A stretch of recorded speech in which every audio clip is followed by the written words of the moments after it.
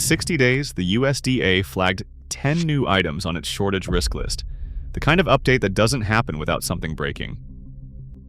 The U.S. cattle herd hit a 75-year low. Beef crossed $9.18 per pound. Formula production dropped 30%. Canned tomato prices surged 22%. These aren't 10 separate problems. They're symptoms of one compounding failure, and it starts with what's vanishing from American rangelands. A generation ago, beef was a staple on most American dinner tables. Today, it's becoming a luxury. The U.S. cattle herd has fallen to 86.2 million head, the lowest count since the Truman administration. Ranchers across the Great Plains talk about empty pastures and the hard choices that follow years of drought and rising input costs. Many have been forced to liquidate herds, selling off breeding cows just to keep their operations afloat. Elena Garcia, who manages a family ranch in western Kansas, describes hauling her last trailer of calves to auction months ahead of schedule, accepting a 15% discount just to cover feed bills. She's not alone. The Midwest, Southwest, and Southeast together lost nearly 3 million head in a single year, draining the supply that once kept supermarket coolers full. But the squeeze isn't just homegrown. For decades, the United States relied on a steady stream of Mexican cattle, about 900,000 head a year, to fill the gap. That supply line snapped in May 2025, when the USDA suspended all live cattle imports from Mexico after the new World Screwworm resurfaced in northern herds. The parasite, once thought eradicated, spreads rapidly and devastates livestock. Border officials scrambled to contain the threat, shutting down 6 major ports of entry overnight. The result was immediate. Feedlots in Texas and Oklahoma ran short of young cattle, and processors paid premiums for every available animal. USDA's own market outlook recorded the fallout. By August 2025, retail beef prices hit $9.18 per pound, a record high nearly 19% above the previous year. The industry's response has been to hold back more young heifers for breeding, hoping to rebuild the herd. But biology sets the pace. It takes 18 to 30 months for a retained heifer to produce her first calf, and even aggressive retention can only add about 800,000 head per year. That's not enough to offset the current shortfall until at least 2028. Meanwhile, the loss of Mexican imports removed a crucial buffer. Attempts to replace those cattle with Canadian shipments or expanded domestic breeding have run into logistical roadblocks and higher costs. Feedlots have tried to adapt by shifting rations and bidding up for scarce stock, but the bottleneck remains. For now, the protein pinch is real. Beef is scarcer, more expensive, and less certain than it's been in living memory. Formula aisles emptied almost overnight when a leading infant formula plant shut down for 12 weeks in early 2026. The FDA's recall, prompted by contamination fears, left shelves bare and cut national supply by nearly 30%. Retail scanner data tracked out-of-stock rates, surpassing those seen during the 2022 shortage. For parents, the search for formula became a daily ordeal, driving across counties, refreshing pharmacy apps, and sometimes paying double for imported cans. Congressional hearings in February 2026 exposed just how fragile the system had become, with a single facility responsible for much of the nation's infant nutrition. Emergency shipments from Europe and Canada lagged behind demand, forcing many families to ration or resort to homemade alternatives, despite warnings from pediatricians. Canned staples, long considered a pantry safeguard, faced their own crisis. In late 2024, Indonesia's export ban on tin, vital for can production, triggered an 8% drop in global tin supplies. U.S. canning lines, already stretched, struggled to keep up. Aluminum tariffs in 2025 only added to the cost burden for food processors. By February 2026, government data showed canned tomato prices had jumped 22% over the previous year. Manufacturers reported delays in rationing, with some switching to plastic containers or cutting product lines entirely. For shoppers, this meant fewer choices and higher prices for basics like soups, beans, and fruit.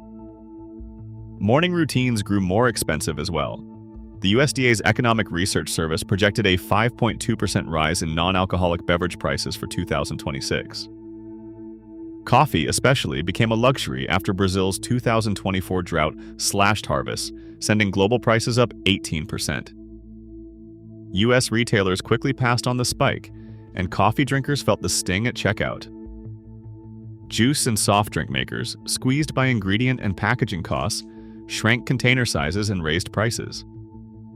The ripple effects reached into daily life, making once reliable staples less affordable and less certain for households watching every dollar. Olive oil, once a kitchen staple, now comes with a warning label. In the past year, global olive oil production fell by 10%, according to the Food and Agriculture Organization. A series of severe droughts and heatwaves swept across Spain, Greece, and Jordan, three of the world's top producers, leaving groves parched and yields at their lowest in decades. The International Olive Council's latest report shows that Spain's harvest alone dropped by nearly a third compared to its 5-year average, sending wholesale prices to record highs and forcing many U.S. importers to scramble for alternative sources. American shoppers have felt the consequences at checkout, where a standard bottle now costs nearly double what it did 2 years ago. Restaurant owners, too, are rationing their supply, switching to blends, or pulling olive oil from menus entirely. The pressure isn't limited to oil. In India, farmers cut cumin acreage by almost 14% this spring after an abrupt tariff dispute with the European Union and a late-season heatwave that scorched emerging seedlings. The USDA's Foreign Agricultural Service notes that India supplies more than 70% of the world's cumin exports, so any disruption there quickly ripples outward. U.S. spice importers, already reeling from higher freight rates, now face shipment delays and surging prices. For food manufacturers, the shortage means reformulating recipes or passing on higher costs to consumers. Even home cooks are noticing empty shelves and unfamiliar brands. These global shocks land on top of a shrinking domestic farm workforce. USDA labor surveys show a 22% decline in available fieldworkers since 2019, driven by tighter immigration policies, pandemic aftershocks, and an aging rural population. Many growers in California's Central Valley and the Southeast report, leaving crops unharvested or shifting acreage to less labor-intensive commodities. The effect is cumulative. Less labor means smaller harvests, more spoilage, and fewer specialty crops making it from field to store. When combined with climate volatility and trade policy swings, this labor shortage amplifies the risk of empty shelves and higher prices for everything from fresh produce to processed foods.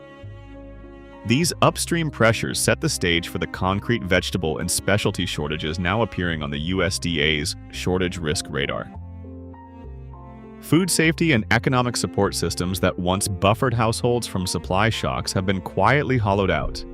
In early 2025, the FDA lost nearly 4,000 food safety staffers, about 1 in 6 of its inspection and enforcement workforce. This was more than a budget cut. It was a direct blow to the country's ability to monitor food plants, imports, and contamination risks. Federal records show a 12% reduction in routine food facility inspections over the following year, with some regions reporting even steeper drops. The gap left more room for outbreaks to go undetected and slowed the response to recalls, including the infant formula shutdown that left shelves bare just months later. While oversight shrank, the nation's safety nets began to fray. The government shutdown of late 2025 forced the Farm Service Agency to freeze new operating loans for nearly 3 months, cutting off a lifeline for growers and ranchers already squeezed by drought and price spikes. Without access to FSA credit, many small producers delayed planting or downsized herds, compounding shortages already rippling through the system. For some, that gap meant missing a season entirely. The impact was felt most acutely in homes already living on the edge. In January 2026, SNAP benefit payments to 42 million Americans were delayed or interrupted as agency staff went unpaid and state systems scrambled to keep up with new rules. For families like the Walkers in rural Arkansas who rely on monthly benefits to fill their pantry, the delay meant stretching meals, skipping staples, and relying on food banks already strained by shortages of canned goods and fresh produce. Their story is not unique. Across the country, the erosion of these institutional guardrails magnified every earlier shortage, turning what might have been a temporary inconvenience into a daily crisis for millions. The convergence of oversight loss, stalled aid, and household vulnerability has left the food system exposed at the very moment it faces its greatest test in decades.